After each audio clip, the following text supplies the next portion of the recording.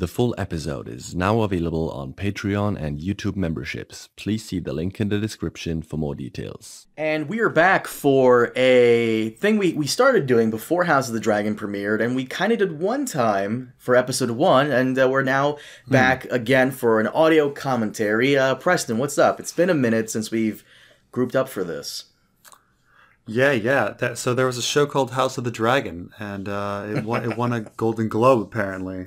It did something that Game of Thrones was not able to do, which was win a Golden Globe its first season. But Peter Dinklage did walk away with one for Tyrion for Best Supporting Actor. And Andor wasn't even nominated. That's a bunch of bull. I'm going to be very honest with you. I honestly think, I'm going to get hate for this, I honestly think Better Call Saul should have taken it. Because Better Call Saul was I mean, we had our list, and Better Call Saul was pretty high for you. Mm-hmm. It was the better drama series. I think House of the Dragon was the better fantasy series. And in terms of fantasy, what did we really get that stood out that was really good in 2022? Like Rings of Power? No. Witcher? Yeah. No. So yeah, okay. Yeah, I mean, if you limit it to fantasy, sure, yeah. So, congrats to House of the Dragon for winning that. But no, we're here for the audio commentary for episode 2, essentially the Targaryen dating simulator. Is what it was. I've always said that like the first 2 episodes should have been one giant episode, and we should have had an extra episode in the past. In hindsight, for the Rhaenyra romance with Harwin Strong and. Yeah, how Christian... Oh, yeah. I mean, I think I'm a broken record on this, that they could have had an entire season of episodes 1 through 5 and then kept the young actors and then switched for season 2. But, they didn't know it was going to be as successful as it was. Yeah. So, guys, we're going to start our audio commentary. The way this is going to work is we're at a point where the moment Preston's going to say 3, 2, 1, and then play. The moment you press play, the first thing you should hear is the HBO. And, Preston, okay. We're recording now, of course. And whenever you're ready, 3, 2, 1, and then... Okay, I am on the, I am on the fuzz right now. So 3, 2, 1. HBO for me. Mm-hmm. And then the opening, which now when you watched the first episode, were you disappointed that there wasn't an opening, and then you're like looking forward to something, and then here it is? Yeah, that was it was a little disappointing that this is what it is. I know HBO likes to do this thing where every season just has the same opening with maybe some variations, but for season 2 they should really change it. Absolutely. This was a disaster. I think this opening is horrible. Like, I just think, like, having now seen incredible first of all, the original Game of Thrones, incredible opening, but also like His Dark Materials has an incredible opening. I'm so glad you mentioned His Dark Materials. I need to download that to check it out. Like, because you recommended it so highly. Yeah. I mean, I think the seasons get better. I think it might take first season. You might take a little long to get into, but I don't know. I thought it was really good. Thought it got better, but the opening is incredible. The music is incredible. And then like each time you watch the opening, you start noticing more and more things as the story goes on that you're like, oh, right. That's the knife there. That's an amber spyglass there, like stuff like that. This, like the average viewer, the fact that like super fans can't tell what's going on and argue about which medallion is which medallion. It's a bad opening. It's just a bad opening. Like, anytime you need to like go on YouTube and try to find an explained video means it's bad. But anyway, all right, I'm looking at hands and crabs. Same. Yeah, So crabs eat people? That's a thing? No, they don't. These are Westerosi crabs. They're extra vicious. Yeah, exactly. No, I actually looked up the crab thing. Crabs might eat like dead bodies, but they're not going to eat living bodies. There's like one crab or something that's pretty big that might attack living people, but not little crabs like that. And this is This is the whole thing. Oh, he passed in his sleep, like, Ryan Redwine, like, Jesus Christ, the most, like, legendary character in Westerosi history, and they're like, no, you know, whatever, Ryan. Ryan fucking Redwine. If there's one thing I actually liked about Hot D, no matter the episode, it was like the small council meetings. They're always fascinating to me, and I get comments on this too because a lot of people think they're boring. But I love how, and especially later on as well, we get the intricate details of how they deal with what's happening all over the realm.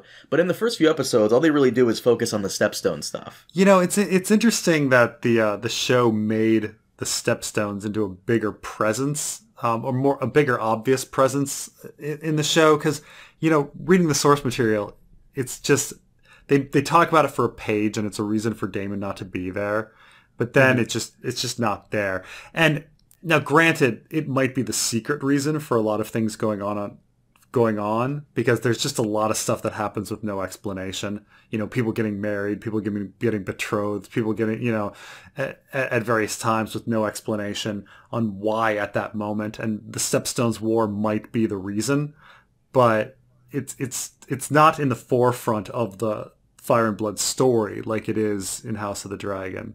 So, I mean, I think it's good that they did that.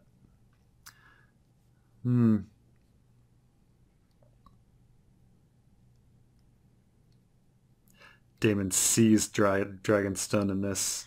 And, love when they do that. Daemon's been in there for half a year since. I like when they drop. Yeah, in Fire and Blood, like he just like goes there and they're like, fine, whatever, you can live there. It's like you know, he's hanging in the pool house, you know. I never noticed it until now, but like he has the thing on his finger, the bandage on his finger. This is something you don't notice until you watch it a second time. Oh yeah.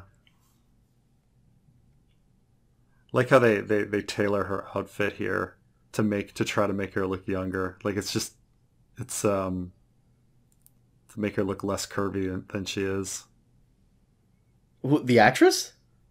Oh yeah. Look at that outfit. In this episode you'll notice it a lot. That they tailor her stuff in a way that purposely tries to not show off her body to make her look young.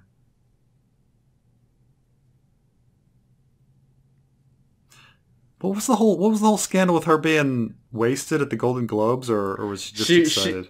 She was fucked up. You could tell she was very giggly and stuff, and she was messed up. Good on her though, having a good time. Good on her. Yeah. No, it's purposely tailored bad in order to make her look less curvy, to make her look younger. I don't know. When I went to high school, I saw some like high school girls who like were curvy, which caught me off guard. Oh yeah. No. Sure. In real life, I mean, you know, sometimes there's people as young as like 11 years old who can be super curvy. But like, I'm just saying, like for this, they're trying to make her look young. Now we're looking at the we never figured out what that middle banner is. Like if it's supposed to be. I believe it's Rowan. It's Golden Grove, yeah. Just because of the marker seems to be Golden Grove, but then like, you know, the people's the squire doesn't seem to match. One of the guys seems to have like a Tarth like design, but it's totally not it. Because everybody else's squire matches except for the guy in the middle. Man, this is like us having way too much time like examining stills and shit like during like previews and stuff.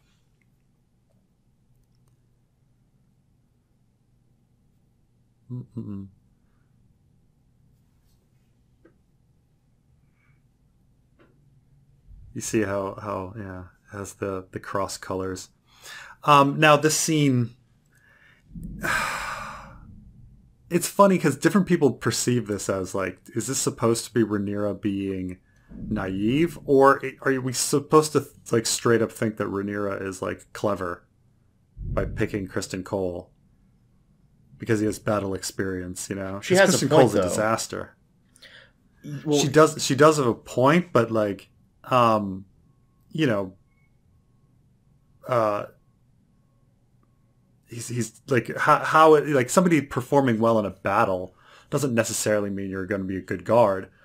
I mean, she discounts, say, being in a melee, like, as, like, oh, that's not real fighting. But then last episode, we had the fight being a bloodbath. So I'd be like, oh, you won that melee? Jesus, I guess you do have battle experience. So it's quite a contradiction that she's sitting there, like, saying, like, oh, you won a melee. That's not real. He had real battle experience. Like, the melee we saw last episode was worse than 9 out of 10 wars. You're like, Jesus, or like, because some people go to war and they never see any action or whatever. So who knows? That's true. Who knows? Yeah. So.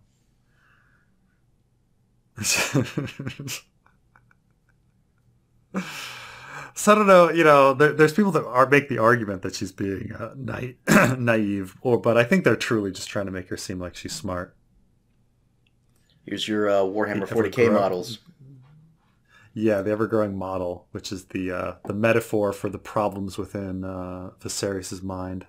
Honestly, I always thought, like, towards the end of the series, like, when eventually the character dies, Alicent was gonna have like this hatred of him because she was somewhat forced into this, and like she's going to, like, out of anguish, just tear it down and like destroy it. But that never happened. I'm kind of glad, but I'm sure at some point it will be destroyed.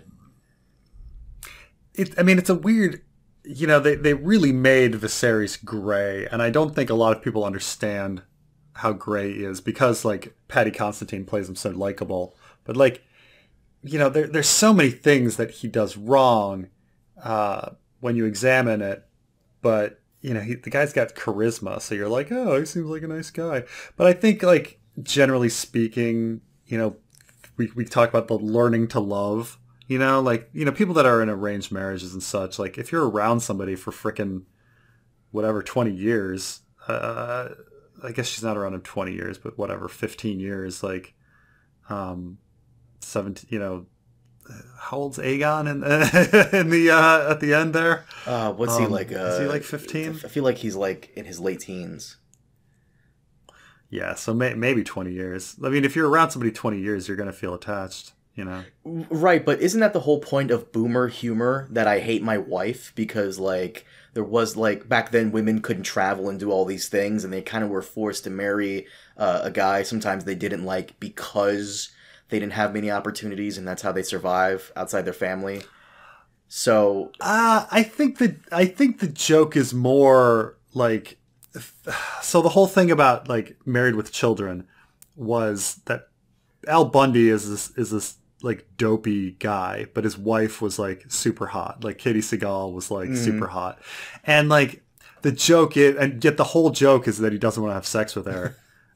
But I think it's like that's the whole joke. Like, it doesn't matter who you're married to.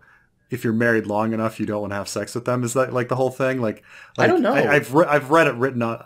I've heard it. I've seen it, like, written on bathroom walls. Like, it doesn't matter if she's a supermodel. Somebody's tired of fucking her. Like, everybody just gets that is like so fucking true. But they're not, like, boomers. Everything becomes old hat. Yeah. Well, Al Bundy and Peggy weren't boomers. No. Well, there was something in between. Definitely boom. They're definitely baby boomers, I guess.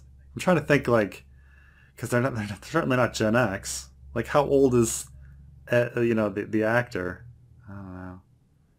He's old. He's, like, in his 60s, isn't he? He might be a little young for a baby boomer, but closer to baby boomer than Gen Xer.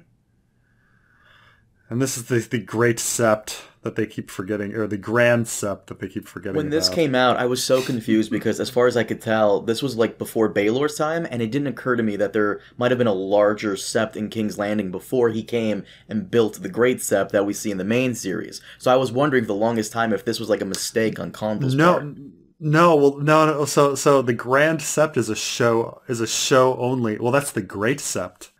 So they decided to have a grand sept. But it's like, if you had that grand sept, why the hell would you be building a great sept? Like, this thing is enormous. It's not great enough. The great sept of Baelor looked smaller than this. This grand sept seems bigger. Like, I don't know how they had the time to build these things, because, like, in real life, when you see these huge churches, like, if you go to, say, Cologne, Germany, or